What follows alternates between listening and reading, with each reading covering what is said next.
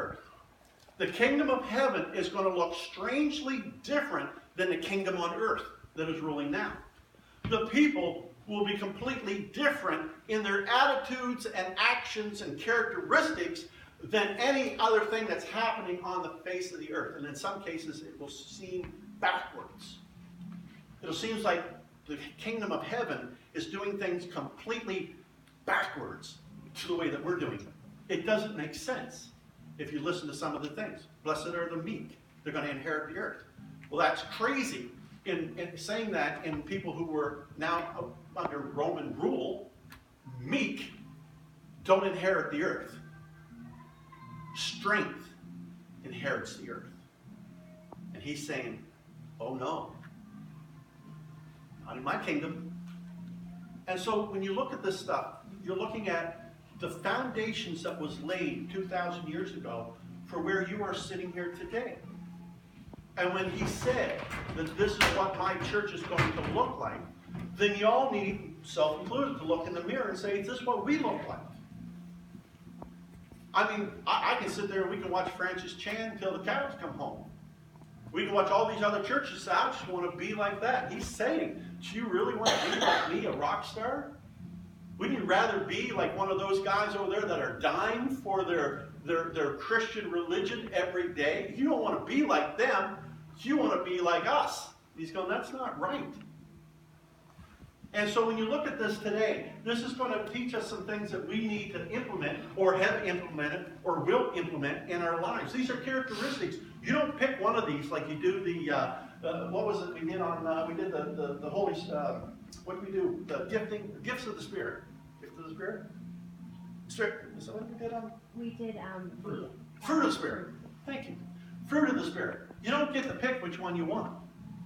Well, I'll take gentleness, but I ain't going to take long suffering because I don't have the patience for that. Like that's not what it's a fruit of the Spirit. They all come.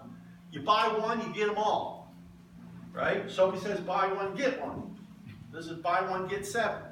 I'm just saying, right? And so when you look at that, listen to what he's saying. He's saying, blessed are, not blessed will be.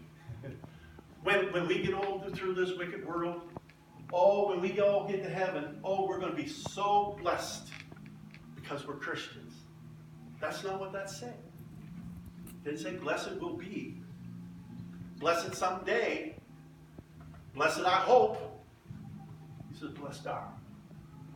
Blessed are the poor in spirit, for theirs is the kingdom of heaven. Blessed is the poor in spirit. And I want to talk to you about that because that is the foundation of entrance into the kingdom of heaven. That is the entrance level. That's the lowest rung on the ladder. That's the one that everyone has to step on in order to start their climb with Jesus. It's that you have got to be poor in spirit. You've got to recognize that. Right? Now that's completely opposite to likely the people that are out there listening to this who said, wait now. The poor in spirit, spiritually poor. Well, that just don't make sense to me because I'm a Pharisee and I got the kingdom of heaven. Right? That's what they're thinking. Right? You got to get smart. Right? You got to know the laws. You got to live the laws. You got to make it on your own. It's all about you and your prestige and your glory and your raiment of clothing and your status and all of that. That's how you get into the kingdom of heaven. And he's saying, no, not my kingdom. Maybe some jacked up kingdom you belong to, but it ain't my kingdom. In my kingdom, people need to realize that you're poor in spirit, that you are spiritually broke, that you are spiritually bankrupt. And you admit that because you know that. And then when you do that, when you realize that you ain't got enough money to buy a cup of coffee, when you realize that, then you'll look around and say, where can I get some money for a cup of coffee? And you know what you'll end up doing for it? Begging. You're really hungry. When you're spiritually poor, that's not, they liken that in the Greek to not working day by day for food. I got just enough money. Most of us say here what? We work what? Paycheck to paycheck. That's what we say, right? What they're saying is, that's not saying that I'm working paycheck to paycheck. That's saying I ain't got enough money that I have to beg for it. That's what that's saying. Poor in spirit means I don't have enough at all, and if I want it, I'm not going to go work for it, because I can't even work for it. What it's saying is I'm going to go out and I'm going to beg for it. That's what that's saying. I am so poor that I can't even work to get myself out of this mess. I got to just give in my humility, give in my pride. I got to give in to everything that is me, and I got to go down to the street corner and I got to say, can you give me some money, please, for my family? Turn that around. You've got not a thing in you that is worth anything that will get you anywhere into the kingdom of heaven. Not your education, not your bank account, not your status, you're famous, you're talented, you're good looking, I've got this and that going for me, I got this and all that stuff. Not any of those things will buy your way into heaven. You don't have anything to buy your way into heaven. The only way that you can get in is that you beg because you know that you have nothing. And that's where you come to Jesus. Not, hey, let me in because I got talent. It's let me in and I'm not even worthy. And you have to get to that place. Which means everybody can get in. It doesn't exclude anybody. What excludes people, if they say, if you don't have an IQ of 175, you ain't getting in. Well, I don't know how many here got IQs over 175. In fact, I don't really know what 175 IQ looks like. That may be bad on my part. But I'm telling you, if that was a requirement and we all come in at 165 or 170, we say, I can't get into heaven. You need 50, 60 grand in your bank account or you can't get into heaven. You have to be a Pharisee for 6 or 7 years. You can't get into heaven. Do you realize how many people will be excluded from that? If there was a qualification that some of us can't meet, that qualification being poor in spirit, we just need to realize that. Your entrance into the God's church is done through you realizing that I have nothing I bring to the table that will be worthy enough for me to get in. And then my recognition and my begging or my pleading or my acknowledgement is that when I come into the kingdom of heaven, it was because God graciously reached down and took my hand and led me into the kingdom of heaven. Because I am poor in spirit. Not that I'm poor in spirit now, but the requirement to get in was that I was poor in spirit. Right? I was broke. I was bankrupt. I had no chance. And so that's why that's so important to be in the first one. He teached them, he taught them, he said, blessed are the poor in spirit. Blessed are.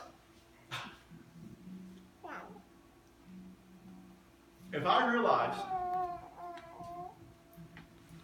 that I was dying and I had an incurable disease and there was no hope, and somebody come up to me and said, we just found a pill. Take this. In that moment when I'm still dying, but I realize that there's hope in my hand, happy am I. Do you understand what I'm saying? That blessed actually means happy. That's what the term means in the Greek. Happy am I. That I am poor in spirit. But because I am poor in spirit, I now qualify for the kingdom of heaven.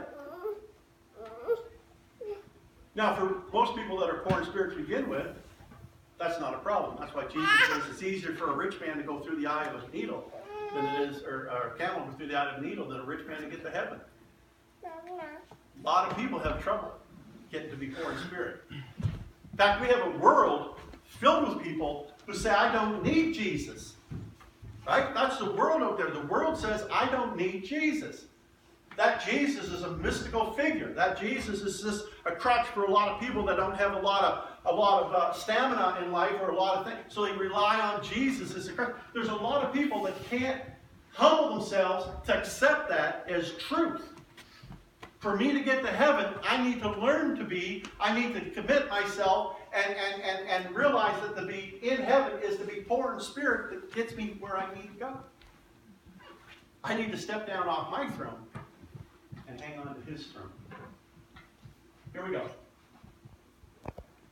So the first step of getting in heaven is recognizing, and you know, the little bit that I know about 12-step programs or anything like that, the only thing I've ever heard was that in AA, they had one that says, if you can't admit you're an alcoholic, you don't stand a good chance of getting fixed if you can't admit that.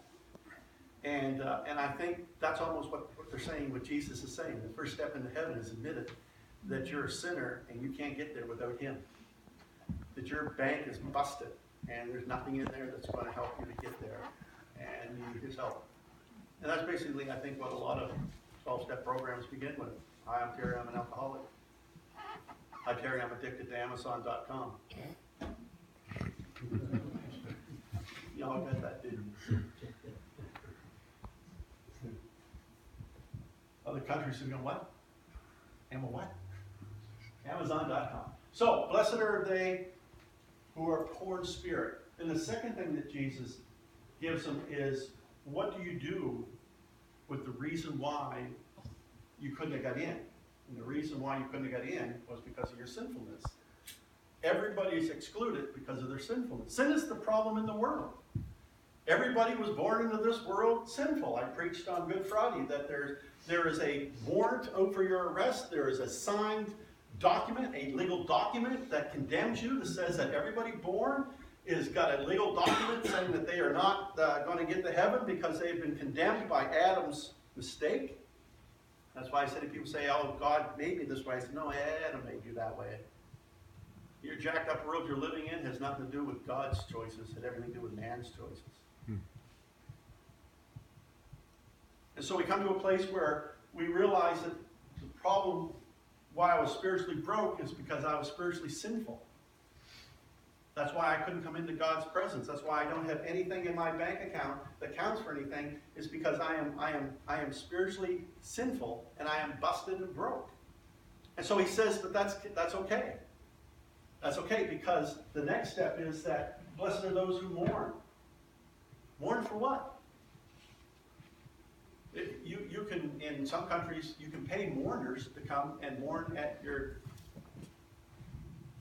parents' funeral or whoever you want. You pay them. They're good mourners.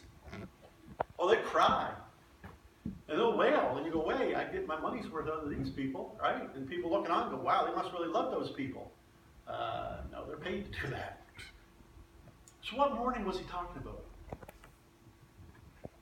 What possible thing am I supposed to mourn? Why am I going to be comforted? Because I mourn because people die. I mourn because my house burned down. I mourn because I failed my math test. I didn't get my degree I wanted to. I mourn over it. That's not what he wants you to mourn over. What he wants you to mourn over is the sinful state of the world and the sinful state that you were in.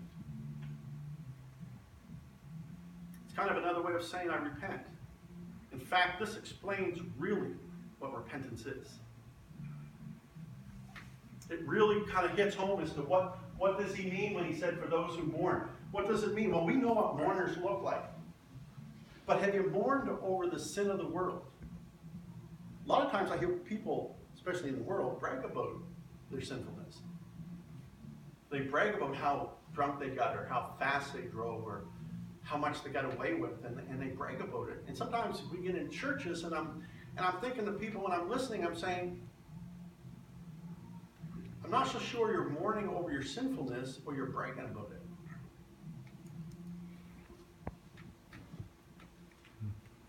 If you mourned over something, let's say you lost your pet. I don't want to hit close to home with anybody, but let's say you lost your beloved pet and it devastated you. And I came up to you in the middle of your holding your pet and mourning, like you're crying and you lost something really important. And I say, do you want to do this again? Let's do this tomorrow. And you go, are you crazy? I never want to go through this again.